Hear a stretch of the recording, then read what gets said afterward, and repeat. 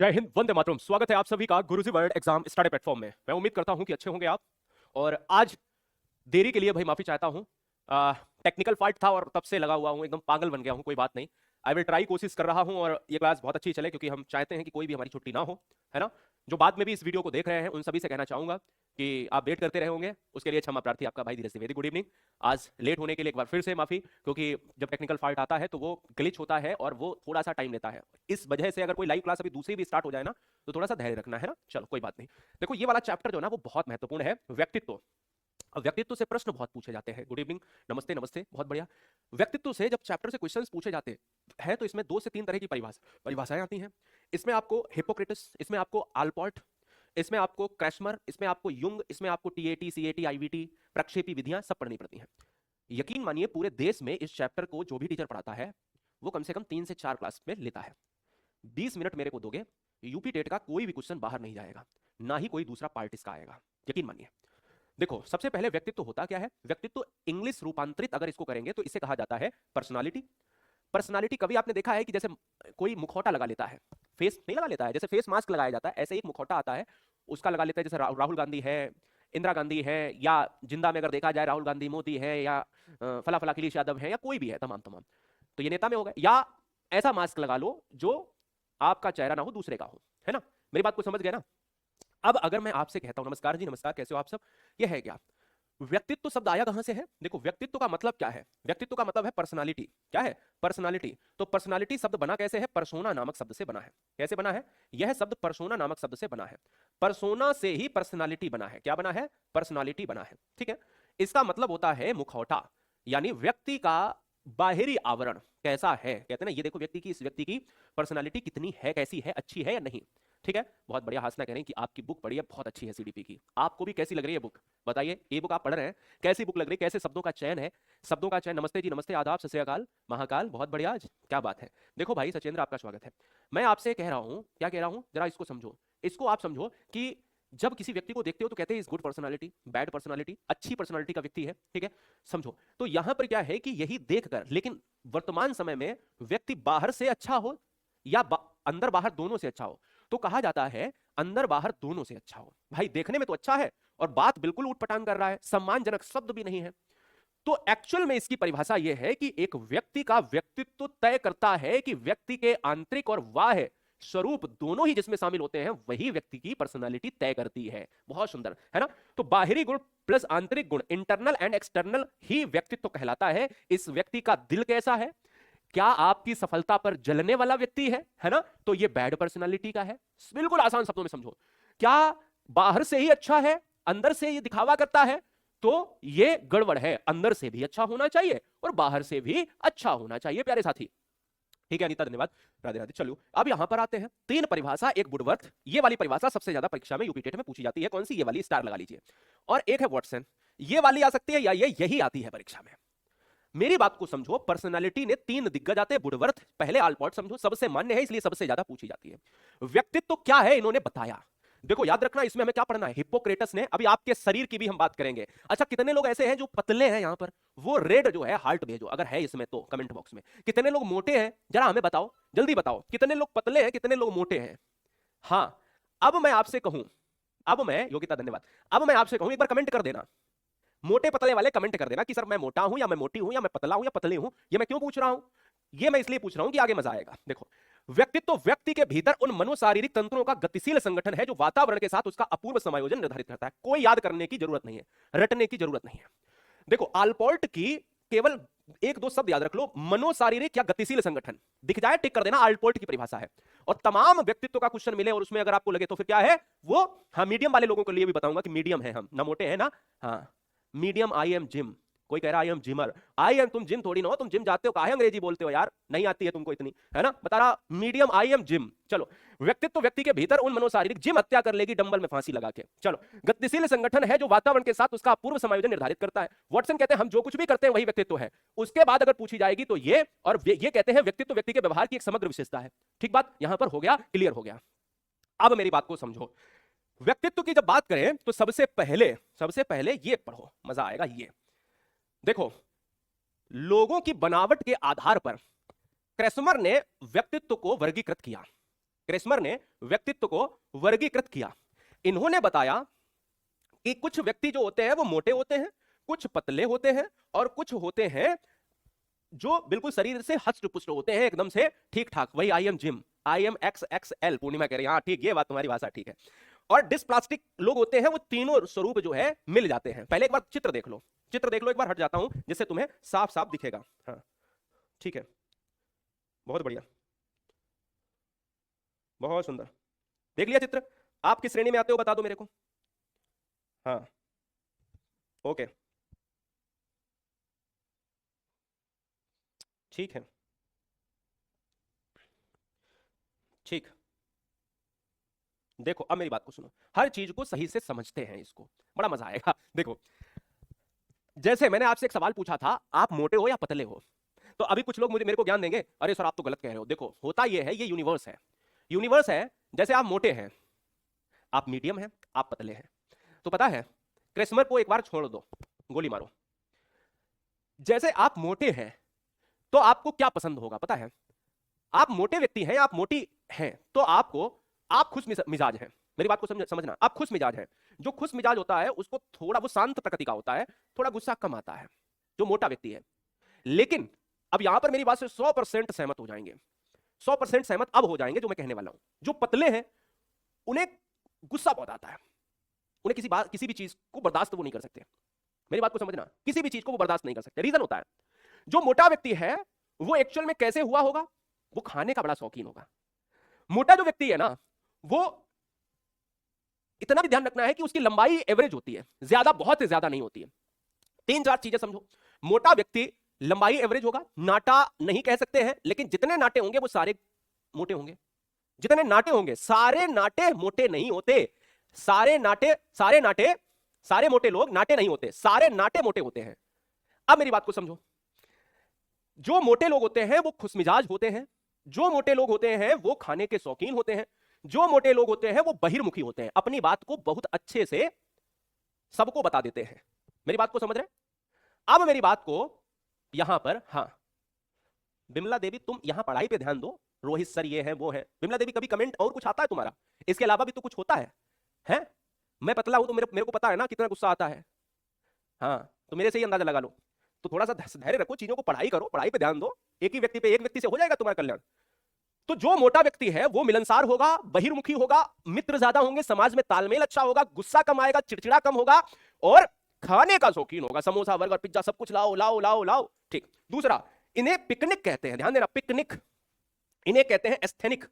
Asthenic कौन है? जो 1.5 पसली वाले, आप जैसे, सारे नहीं, आप जैसे जो पतले में है, ठीक है।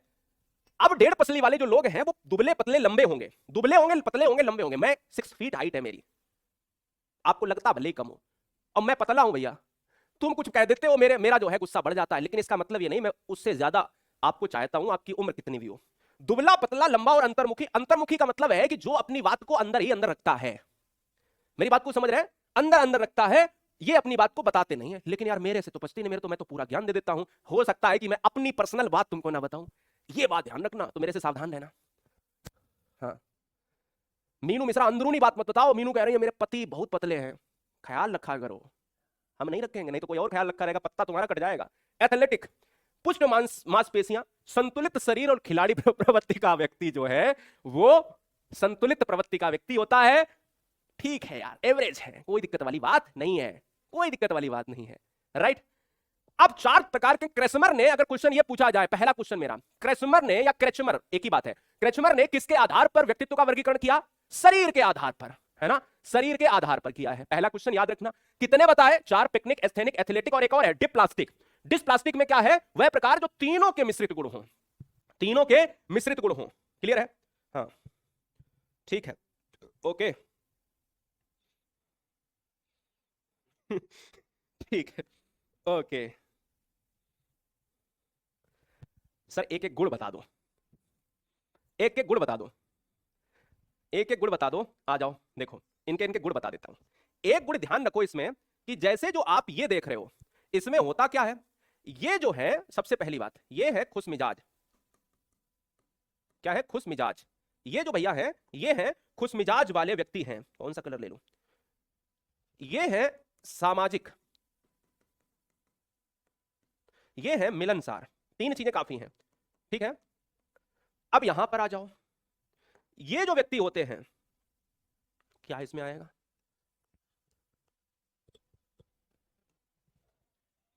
हाँ, शर्मीले हैं भैया। करिश्मर को ले आओ इधर, हमसे पूछ मिलाओ इनको। शर्मीले, शर्मीले हैं, अंतर्मुखी हैं। और एक चीज, और एक चीज है बड़ी खतरनाक, पागलपन का खतरा रहता है भैया, ठीक है। और यहां पर क्या है?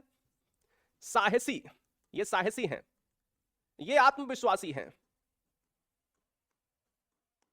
आत्मविश्वासी हैं, साहसी हैं, आत्मविश्वासी हैं।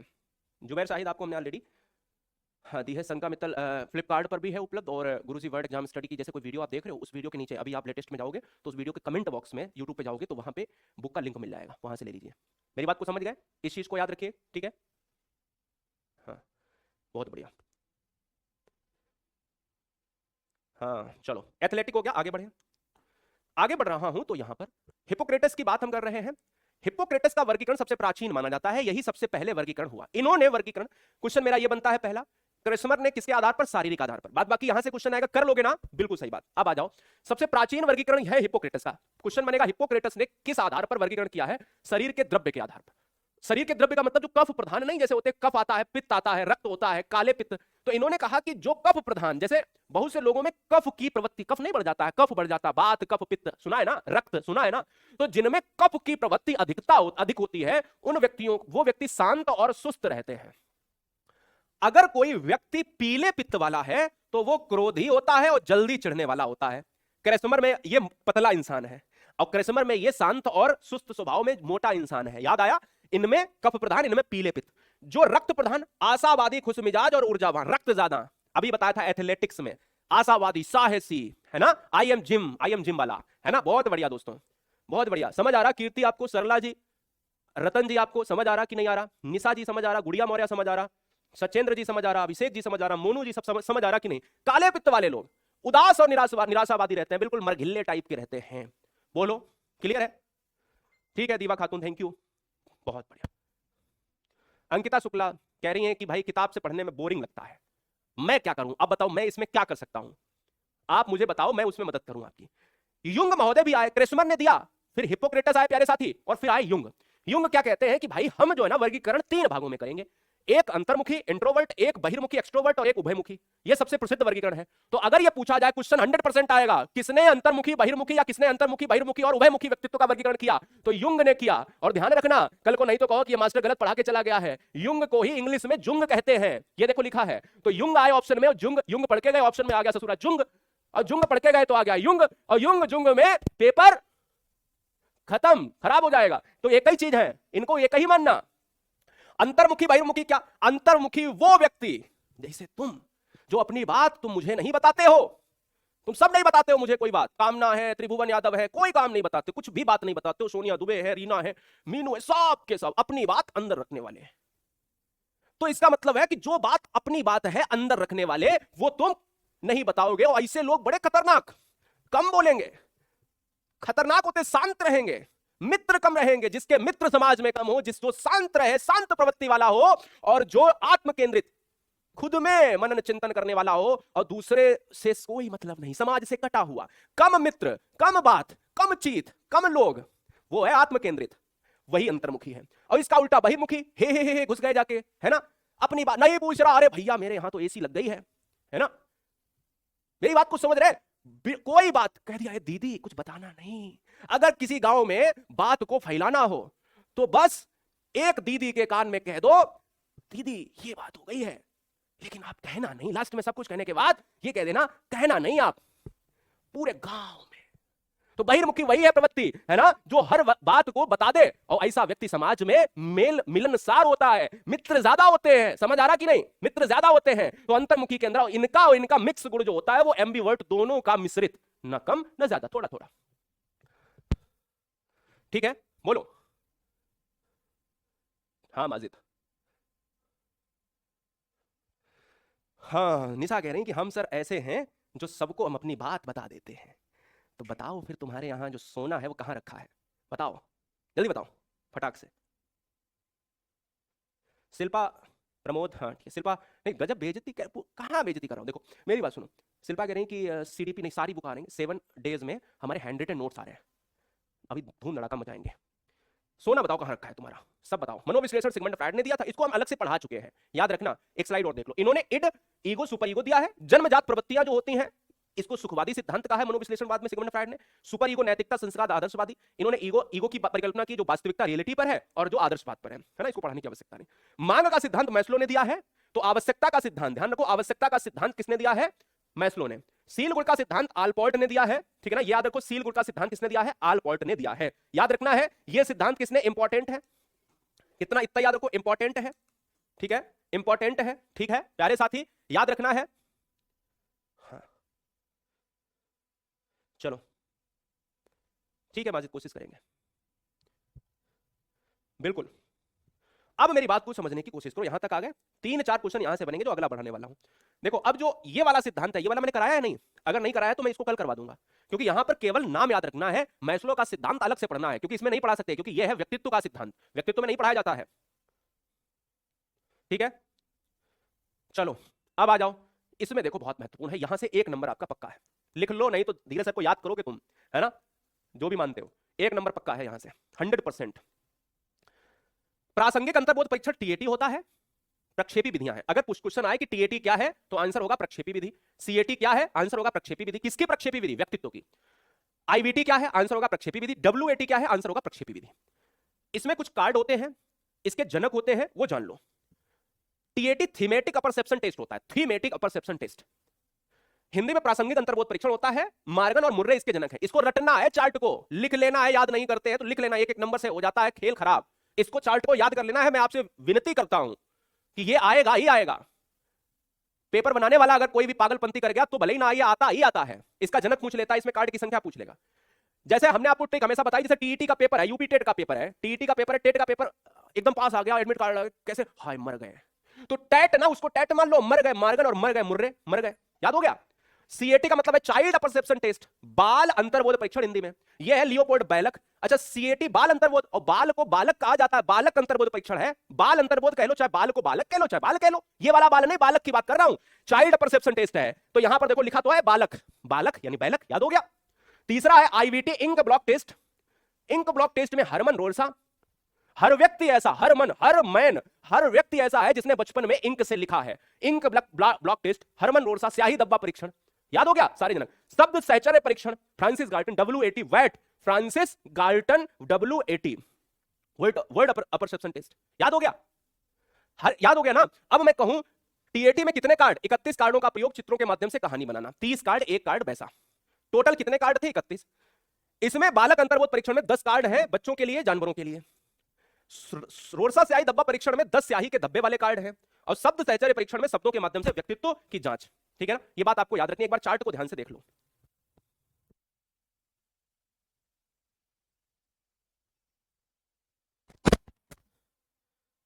बहुत बढ़िया, बहुत सुंदर, 10 कार्ड। बोले सर इसमें थोड़ा सा बता दो आप, जैसे स्याही धब्बा परीक्षण है, इसमें जो स्याही धब्बा परीक्षण है,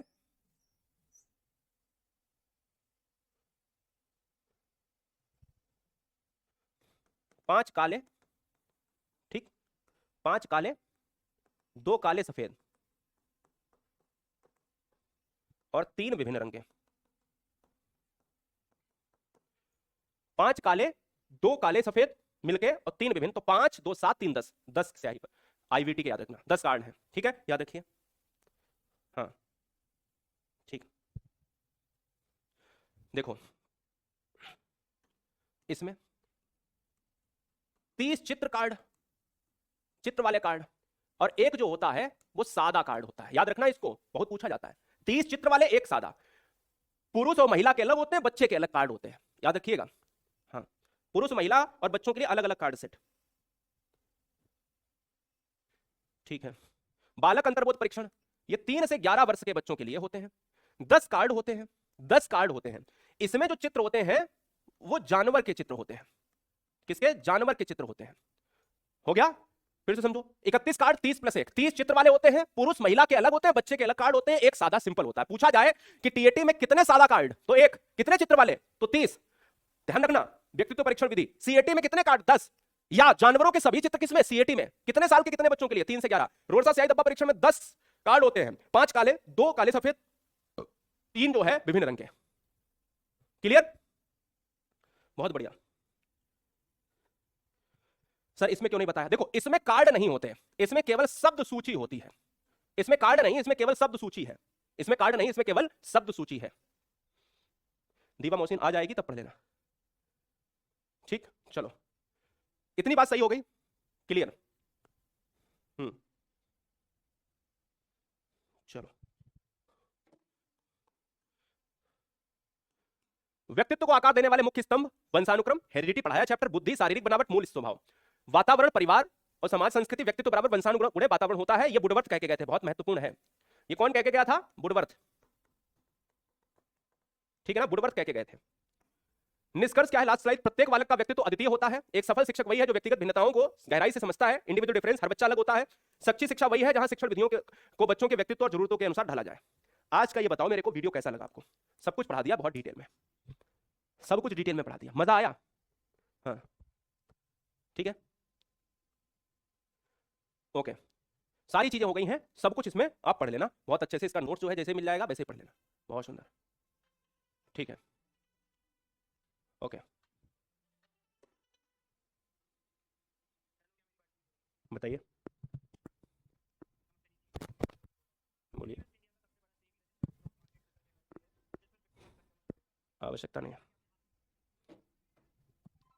चलो।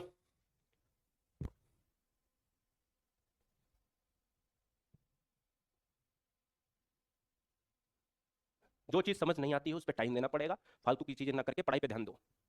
1-1.5 महीने के बाद मैं भी तुमसे यहां पर बातचीत नहीं करने आऊंगा, ठीक है? बहुत बढ़िया। कंटेंट कैसा लगा मुझे जरूर बताइए। एमडी अजमल, इस ससुरा कौन है गधा? इसको, इस गधे को, कुछ ऐसे होते हैं ना जो मक्कार होते हैं, है ना?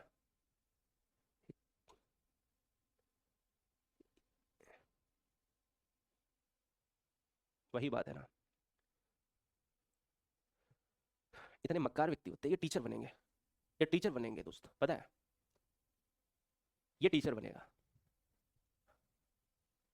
इसका रिजल्ट कार्ड में देखूंगा।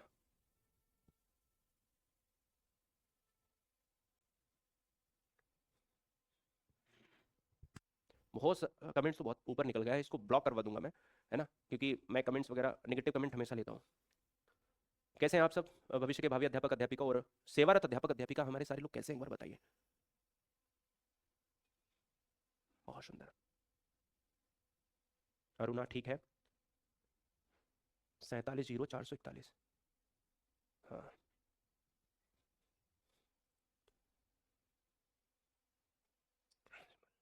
ठीक है। तो गधे इधर क्या कर रहा है फिर, गधा कहीं का। साले तेरे से अच्छा तो खच्चर होता है, ऐसी शब्दावली यूज करनी पड़ रही है। पढ़ेगा नहीं तो कैसे बढ़ेगा? या पैर पे पैर रख के तेरा सब कुछ, तेरा जो नाश्ता है ना, 2 वक्त की रोटी कैसे कमाएगा रे?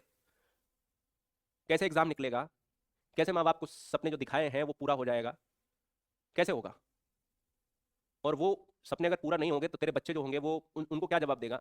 है, दिहाड़ी पे काम चल जाएगा क्या? 300-400 लेके आएगा, 300-400 तो काम चलेगा नहीं। पढ़ाई पे ध्यान दे ले, फिर कमेंटबाजी कर ले। हम इधर परिवार परिवार परिवार चिल्ला रहे हैं, वो अपना अलाप रहा है।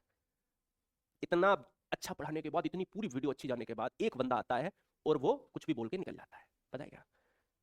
ये डिप्रेशन होता है टीचर, टीचर को डिप्रेशन पता यहीं पे हो जाता है। चलो, जो पढ़ने वाले हैं, जो हमारे सेवारत हैं, उन सभी का बहुत प्यार मिलता है, पता नहीं क्यों, ये मेरे को नहीं पता। थैंक यू दोस्तों, लव यू गाइस, आपको सैल्यूट है। आप हमारे साथ जिम्मेदारियों को छोड़ने के बाद, जिम्मेदारियों को कहीं ना कहीं पूरा करने के बाद आप आते हो, इसलिए आपको सैल्यूट है। Love you guys, thank you.